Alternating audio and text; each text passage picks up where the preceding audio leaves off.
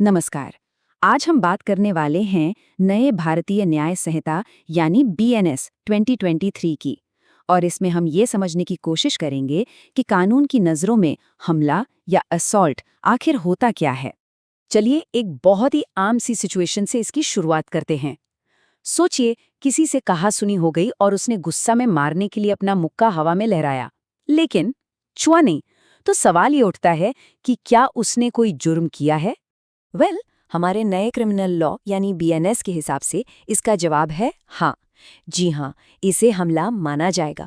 और इसकी जो कानूनी परिभाषा है ना, वो शायद हमारी सोच से कहीं ज्यादा बड़ी है। और सबसे हैरानी की बात तो ये है कि इसके लिए फिजिकल कांटेक्ट यानी शारीरिक संपर्क होना जरा भी जरूरी नहीं है। तो फिर देर किस बात की, चलिए सीधे कानून की किताब में चलते हैं और देखते हैं कि बीएनएस की धारा 131 असल में कहती क्या है। देखिए, इस पूरी परिभाषा में जो सबसे जरूरी शब्द है वो है आशंका पैदा होना। मतलब सामने वाले इंसान के मन में ये डर बैठ जाना कि उस पर बस अभी हमला होने ही वाला है। सिर्फ ये डर पैदा कर देना ही अपने आप में हमला कहलाने के लिए काफी है। तो इसको और आसान बनाने के लिए चलिए इस कानूनी परिभाषा को 3 बहुत जरूरी हिस्सों में तोड़कर समझते हैं। याद रखिए, जब ये तीनों चीजें एक साथ होती हैं तभी कोई हरकत हमला कहलाती है।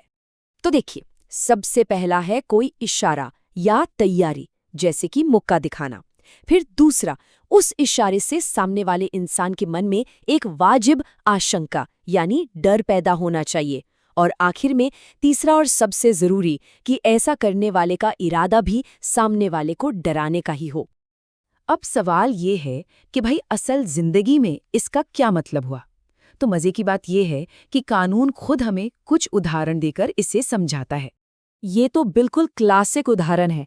किसी पर मुक्का तानना एक ऐसा इशारा है जो फौरन मन में डर पैदा कर देता है, भले ही मारने वाले ने छुआ तक ना हो। अब इस पर जरा गौर कीजिए। यहाँ पर ये एक तैयारी है। मतलब सिर्फ नुकसान पहुंचाने की तैयारी करना भी हमला माना जाएगा। कुत्ते ने काटा नहीं, बस उसका मुंह बंद खोलने की तैयारी ही अपराध बन गई। यहाँ एक बहुत जरूरी बात समझनी होगी। कानून ये साफ कहता है कि सिर्फ शब्द यानी कोरी धमकियां हमला नहीं होती। अगर कोई एक्शन नहीं है तो सिर्फ धमकी देना कानूनी तौर पर हमला नहीं माना जाएगा। लेकिन कहानी तब बदल जाती है जब शब्दों के साथ कोई इशारा या एक्शन भी जुड़ जाता है। जैसे मान लीजिए कोई छड़ी उठाकर कहता है कि मैं तुम्हें पीटूंगा। अब यहाँ छड़ी उठाना एक इशारा है और शब्द उसके इरादे को बिल्कुल साफ कर रहे हैं। ये मिलकर हमला बन जाता है। और यहीं से हम कानून के एक और बहुत जरूरी पहलू पर आते हैं। ये है हमला और आपराधिक बल के बीच का फर्क। ये जानना बहुत जरूरी है कि ये दोनों दो अलग अलग अपराध हैं। इसे बहुत आसान भाषा में ऐसे समझ सकते हैं। हमला है मार पड़ने का डर, जबकि आपराधिक बल है असल में मार पड़ना।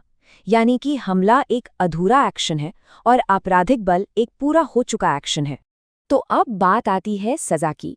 चलिए देखते हैं कि अगर कोई हमले का दोषी पाया जाता है तो भारतीय न्याय संहिता में उसके लिए क्या सजा तय की गई है।